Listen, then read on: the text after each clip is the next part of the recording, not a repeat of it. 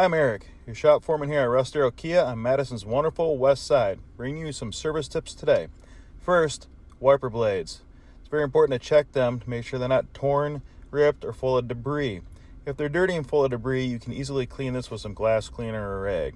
You want to make sure your wiper blades are in good working order. It would be a shame to get stuck in the rain with poor wiper blades. Next, let's talk about visibility, which brings us to lights. You want to make sure your headlights are working so you can see properly at night.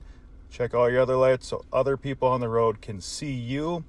And remember, a burnt out light is an invitation for law enforcement to stop and have a chat with you.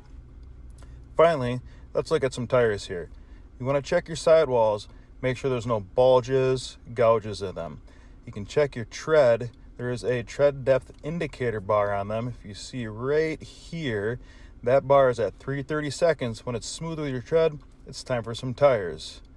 Tire pressure is very important, whether you check it yourself, bring it to the gas station, or as always, bring it right in here. We'll take care of it for you. No appointments necessary. So stay safe and stay healthy out there. We'll see you soon.